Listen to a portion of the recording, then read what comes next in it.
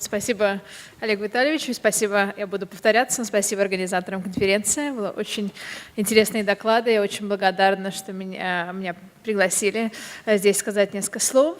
Я буду говорить на английском языке, так как моя работа на английском языке, но готова отвечать на вопросы и на русском или на английском. И попробую, точно буду вмещаться в рамки режима 20 минут. As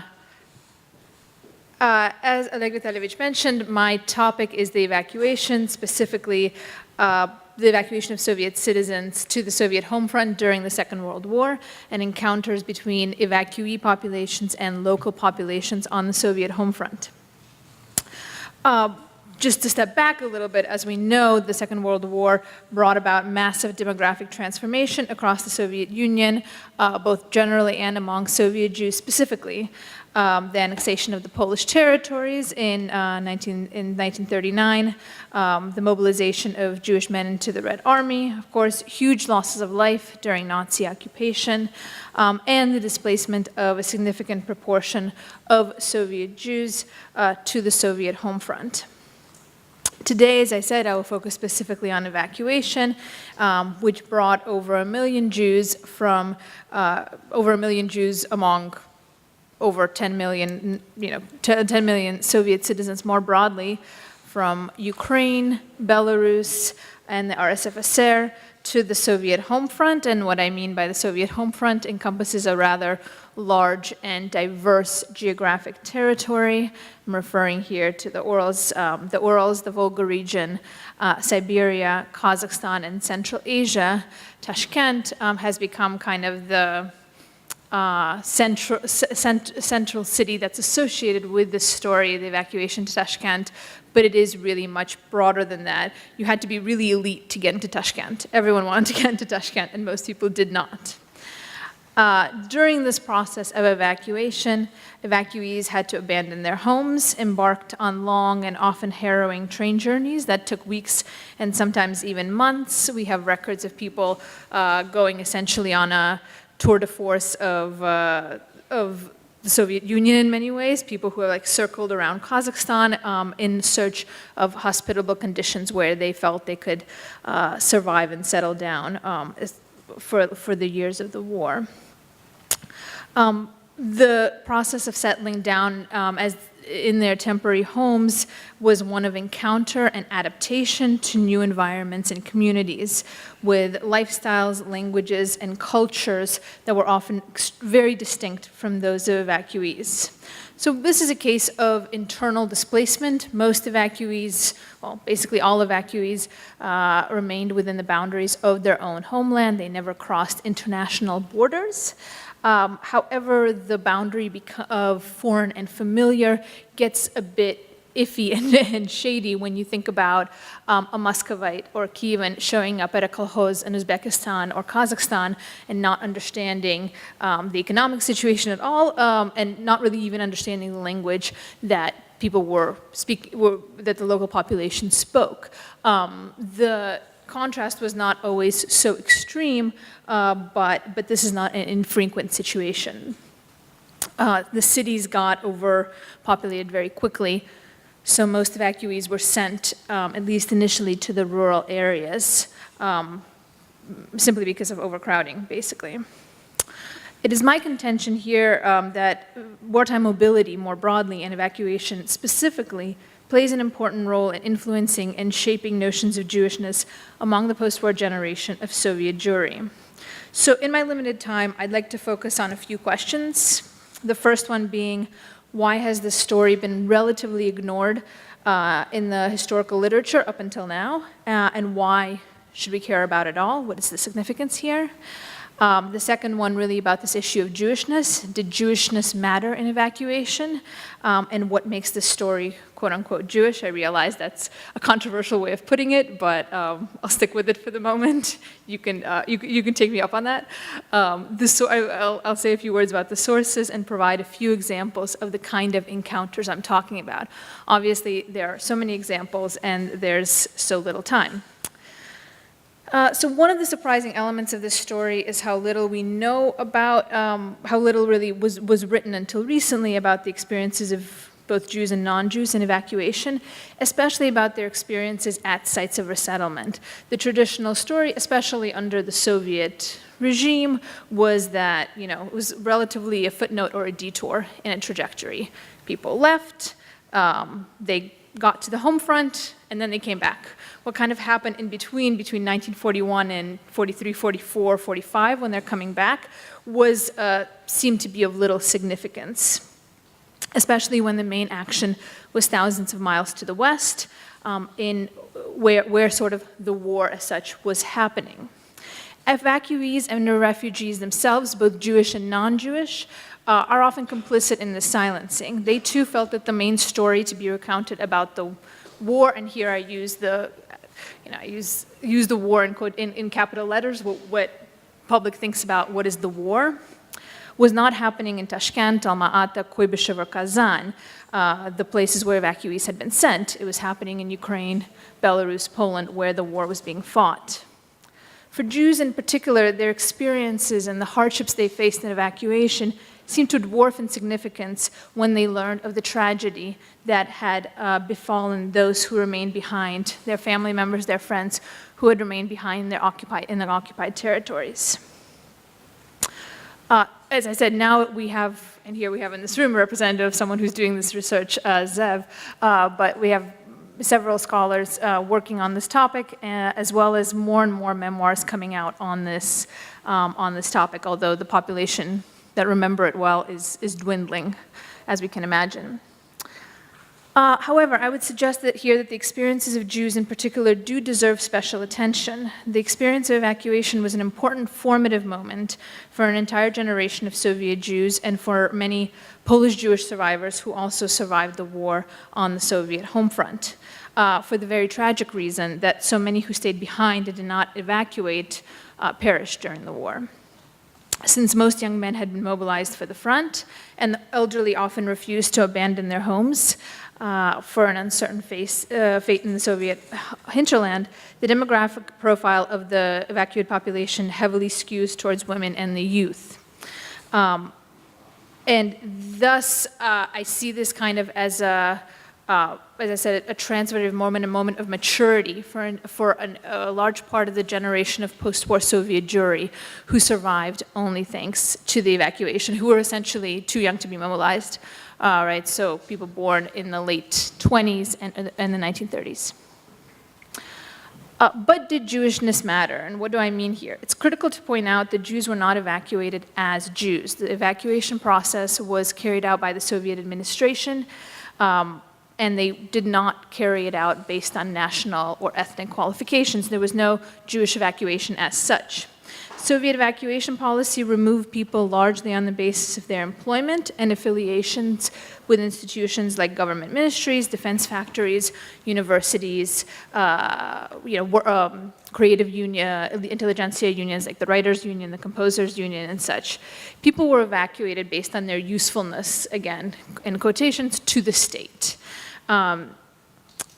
This raises the question whether the experience of Jewish evacuees differed significantly from that of non-Jews, and whether it merits special attention. Again, Jews made up a significant minority within the population. They were overrepresented in comparison to their percentage among the population, but they weren't evacuated specifically because they were Jews.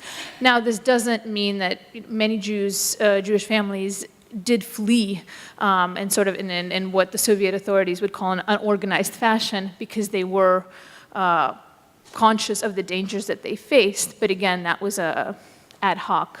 That wasn't an organized migration, organized move. So did being Jewish in evacuation matter? And here I would argue that the answer to this question is both yes and no. At some points it did, and at some points it did not. My contention is that Jewish life in evacuation must be studied and viewed within the larger context of the Soviet evacuation experience, simply because they were part of a larger Soviet community, of a larger Soviet evacuee community. And cannot be the kind of the story of Soviet Jewish life in evacuation can't be easily separated from the Soviet history more generally.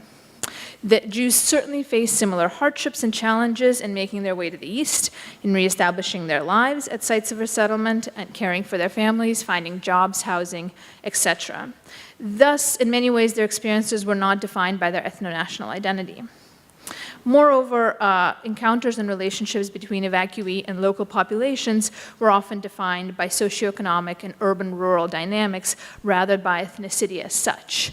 What you had is an encounter of, in many cases, urbanites with some degree of professional education, training, coming into contact with people in regional towns and rural areas that often did not have the same kind of opportunities, that did not have the same kind of access that the evacuees had. So you had, so the local residents often saw evacuees as other, and vice versa. Evacuees saw local residents as others, not so much because they were Jews or non-Jews, or not so much because they were Jews or, in the case of the evacuees that they encountered, Uzbeks, but because they were city people who dressed differently, spoke differently, didn't know the first thing about living on a kolkhoz, and came with a whole host of unrealistic expectations. Right? So this was a really, in many ways, a class-based, socioeconomic, rural-urban encounter. At the same time, there were ways in which being Jewish did in fact matter. So we really have an encounter that is determined in many ways by a whole set of circumstances and identities, whether they be rural, urban, whether they be gender, whether they be ethnicity or nationality, or whether they be socioeconomic. And all of these play important roles at different times, right? And I think all are significant. So of course, the ways in which being Jewish did matter applies to cases of anti-Semitic prejudice towards evacuees on the Soviet home front. Both archival evidence, diaries, memoirs, oral testimonies attest to the fact that the rising prevalence of anti-Semitism on the Soviet home front was a cause of significant concern. It's difficult to isolate the immediate causes that account for the rise of anti-Semitism on the Soviet home front. Multiple factors seem to have played a role, including the high proportion of Jews, the overrepresentation of Jews among evacuees, traditional anti-Jewish superstitions and prejudices, beliefs, the role of individuals who had been deported in these areas. For example, in Kazakhstan had a lot of people who had been exiled there in the 1930s. Jewish and particularly Polish Jewish prominence on the black market, demobilized Red Army soldiers coming to the home front with certain ideas about Jewish participation in the Red Army, obviously very inaccurate ideas. So really, local circumstances across the vast geography of displacement vary, but we can see that by the late fall and winter of 1941-42, as conditions on the home front worsened, and evacuees who were expecting to be evacuated for, a month or a few weeks or a month or 2 months realized this is not going to be the case, and local residents also realized that these people who they now feel like they've been burdened with are going to be sticking around for a while, and someone's going to have to provide for them over the course of the winter. Tensions build, obviously, between evacuee and local communities because of the scarcity of resources, and you just have more and more people making claims to a smaller, dwindling pool of resources. In this kind of situation of growing tension, Jewish evacuees and kind of become an easy scapegoat for people's frustration, and anti-Semitism grows on the basis of these kinds of tensions. And it is significant to note that while conflicts between evacuees and local residents were by no means, were relatively frequent, anti-Semitism is really the only type of ethnic or national, however you want to put it, based prejudice that comes up. You don't really have, anti-Russian sentiment as such being mentioned, or anti-Belarus or anti-Ukrainian sentiment. It's anti-Semitism that pops up. I think I've seen one mention of anti-Russian prejudice among Tatar communities. So again, the anti-Semitism is really the main issue on the kind of ethnic national line. So let me provide some examples of the kinds of encounters and experiences I'm focusing on. So one example of an evacuee who was born in 1937, evacuated from Kiev to Frunze in Kyrgyzia. And of course, he's very young at the time, so through his limited memory suggests that his family was received relatively well in Kyrgyzia. One of the few things he remembers is being called a Žid, right, a pejorative term. As he remembered in an oral history, for an oral history in 2002, and here I'm quoting, the only thing that I remember was that I came home and asked Grandma, am I a Žid? This they explained to me quickly there. This was the only thing that I learned there. He goes on to describe this moment as the first lesson of my maturation, or in Russian, первый урок развития. The circumstances of the particular encounter that prompted Bittman this individual to his question remain unknown, but their effect upon him is significant. He describes it as a loss of innocence of sorts and an introduction to the realities of life.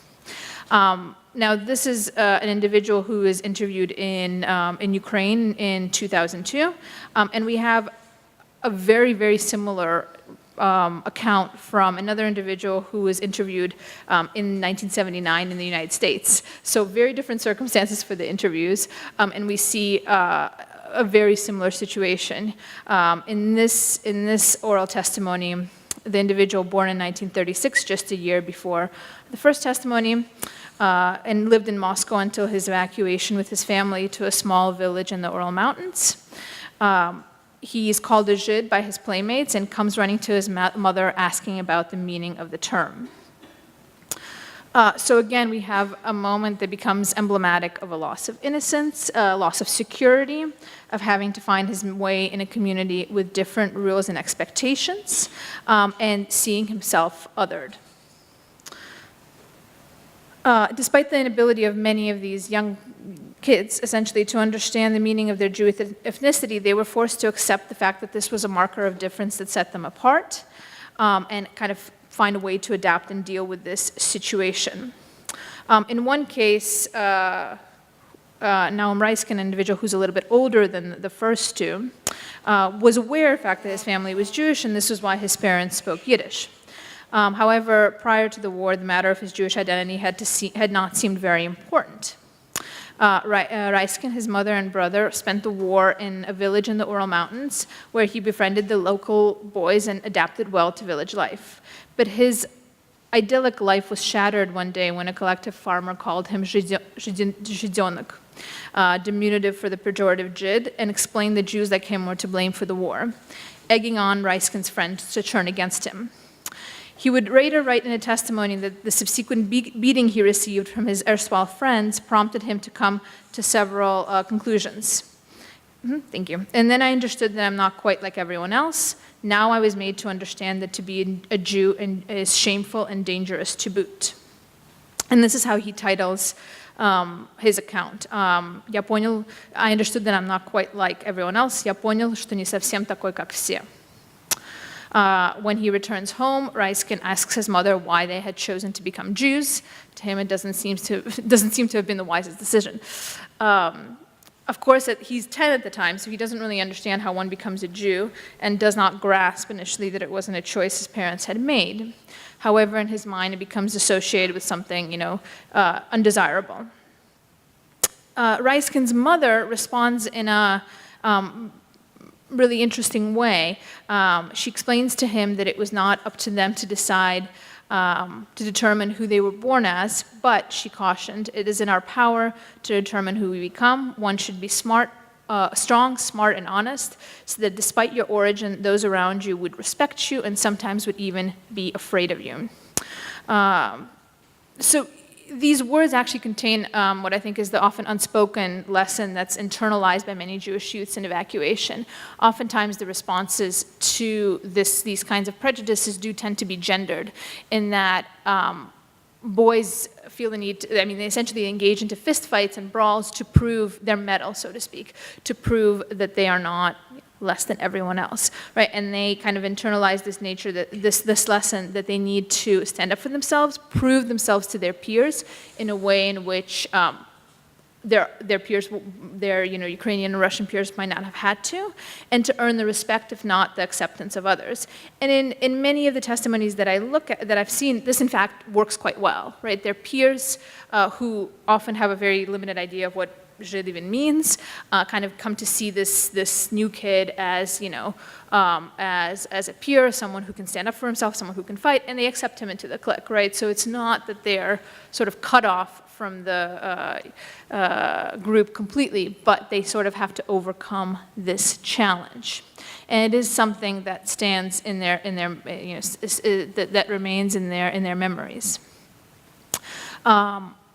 What I won't go into, because I don't want to go over time, is that not all of these encounters were negative. What we see also is encounters between really a revival of Jewish cultural and religious life in evacuation that is often spurred by encounters between Soviet Jewish evacuees and Polish Jewish refugees who had come from the western areas of, essentially the next areas of Poland, or even sometimes Western Poland, who were more traditional and more observant.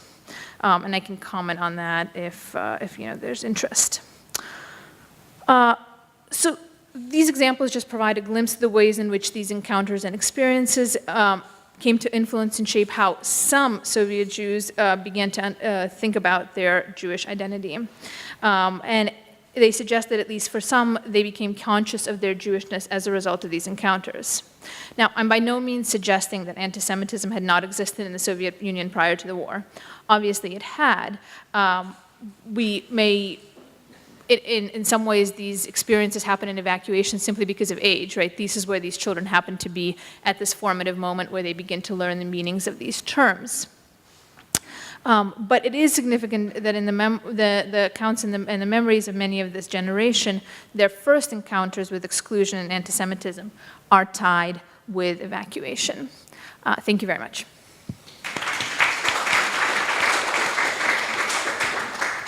Спасибо. Ух ты, какая активность сразу. Так, в порядке. Некоторые начали поднимать руку еще до того, как я открыл рот.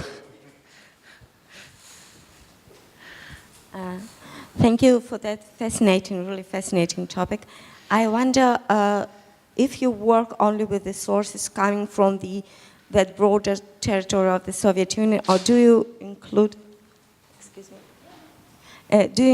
also the testimonies and materials from the territories which were later added as Lithuania and Baltic states?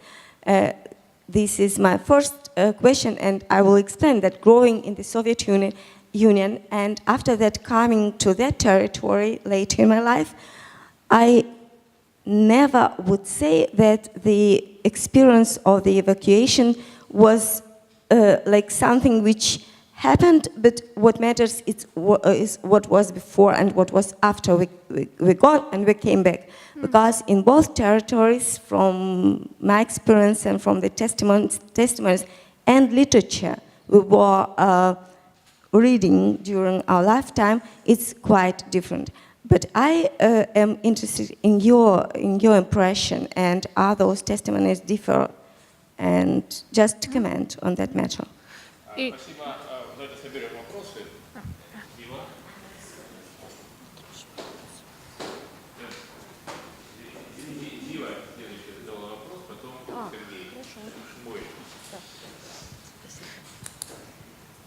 I also want to I'm not sure, it maybe touches on the earlier question about, in fact, those people who came from outside the Soviet Union. Yeah. And I think that there is actually there's now a growing interest in this phenomenon, and changing how we think of who is a Holocaust survivor, to include all those many more who survived in the Soviet Union than in the German-occupied areas. So a very large number of people came from Poland. And they were not all religious. There were, in fact, there was, again, a high percentage of young Zionists who are better able to pick up and run than others. And then there are people that maybe are the ones you meant, people who were deported from the areas occupied by the Soviets into the interior, or back Yeah. to the east, but who end up essentially also being kind of people who survived the Nazis, who are as refugees. So there's a large, and my question is really how, first of all, what role these large mass of people plays in causing anti-Semitism, because they are doubly foreign. They're not only Jews, but they're also from outside the Soviet Union. And secondly, about the encounter between Soviet Jews and these Polish and other Jews, in all of them somewhere in the East.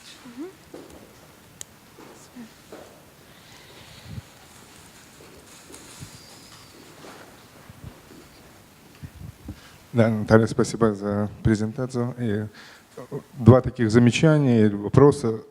Все время говоришь evacuees. Часть из них evacuees, часть из них refugees. Это разные вещи, даже с точки зрения властей. Один, который вместе с заводом вывезен с документами, зачастую власти его знают, другой, который сам бежал от фронта, да? Они в итоге попадают, может быть, в одно место, но их статус в глазах властей разный. Второй момент, то, что не было такой, как сказала, антирусской, антиукраинской настроения, но были антисемитские. Возможно, эти настроения приобретали не этнический характер, а ненависть к просто чужакам, понаехали здесь, особенно горожане, особенно в сельскую местность.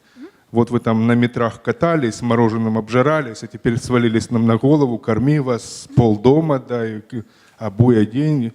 Это могло приобретать не этнические, а вот такие вот другие формы. Да.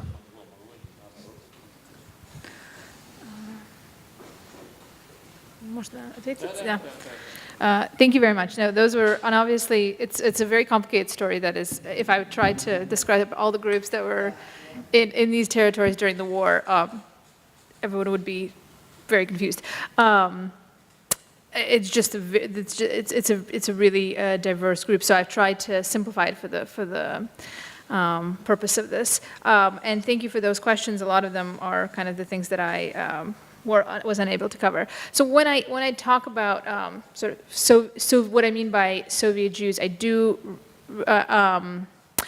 I am looking at specifically at people who were in the Soviet Union before 1939 and remain in the Soviet Union after 1939. They were a larger group than the significant group of Polish or Baltic Jews who were basically Polish and Baltic Jews who were sort of displaced in the Soviet Union. It is simply impossible to compare the responses.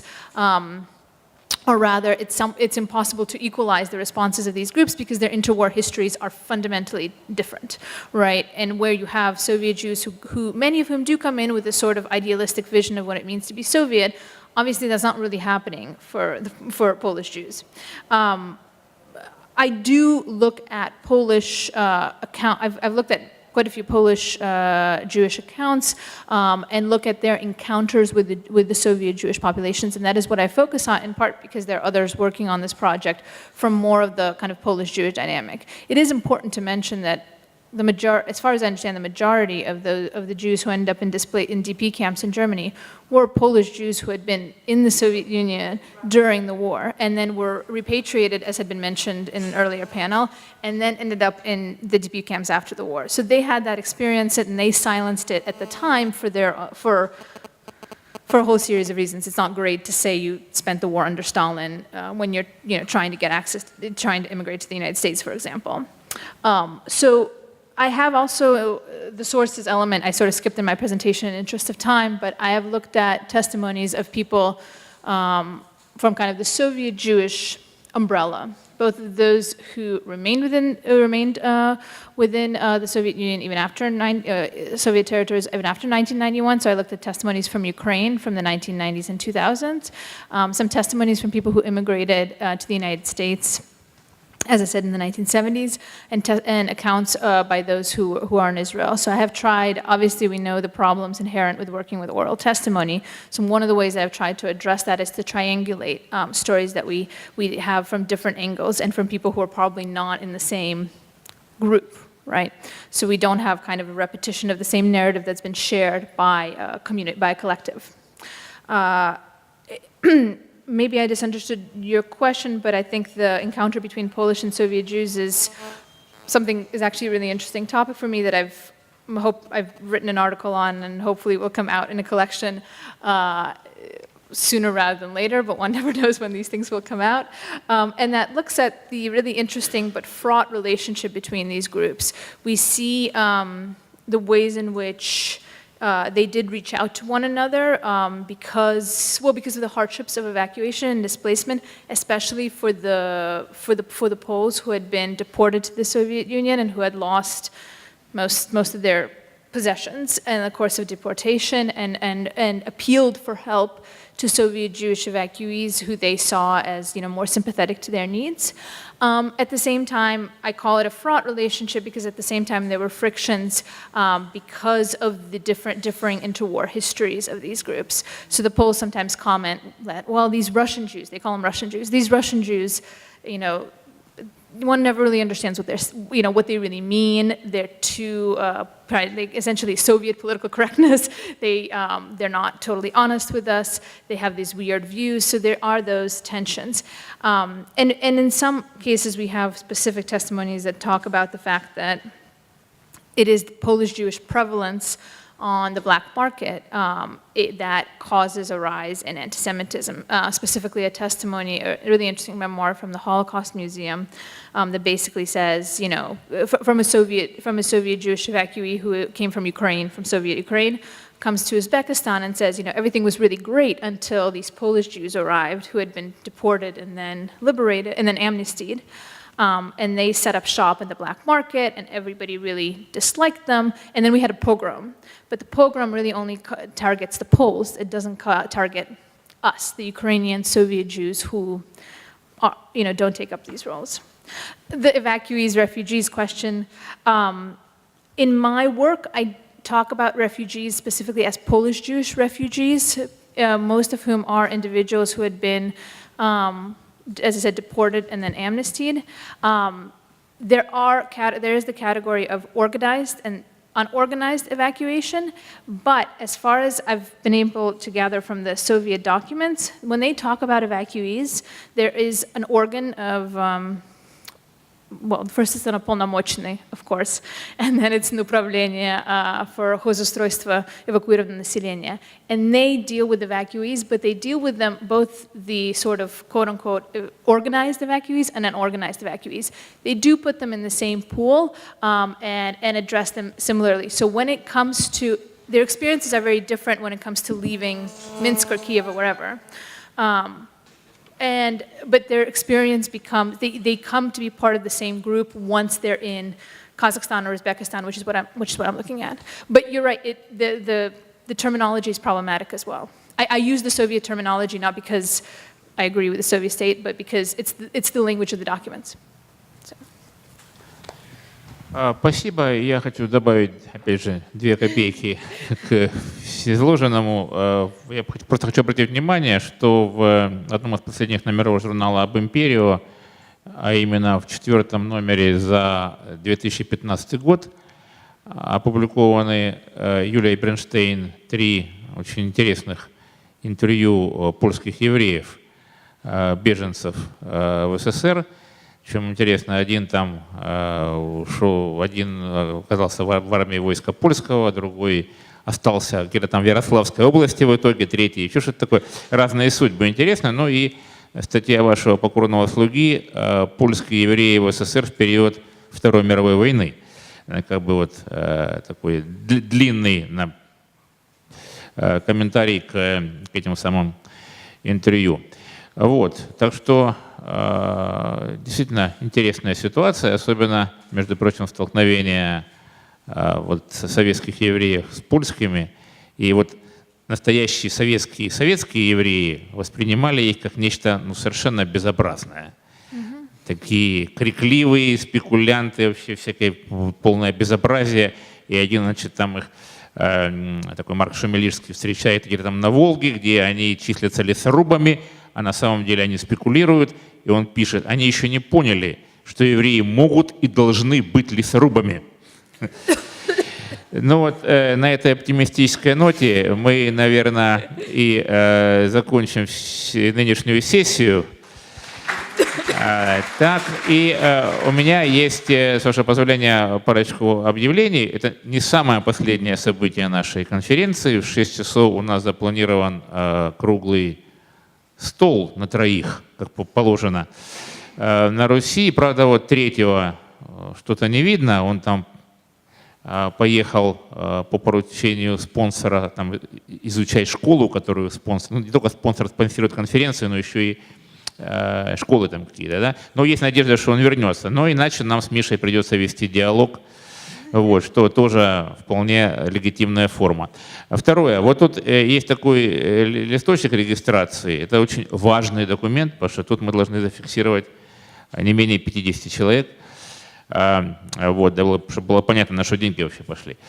Так, если кто-нибудь еще из докладчиков, слушателей, посетителей, сотрудников музея, просто зашедших сюда с улицы, так сказать, провести время, еще не записался, запишитесь, пожалуйста. Здесь каждый человек нам интересен, каждый человек нам ценен, как говорилось в советских стихах. Да еще десяток не хватает. Вот. Но ничего, мы как бы можем выйти на улицу, там, но во всяком случае, если здесь кто-то еще не записался, то вот запишитесь.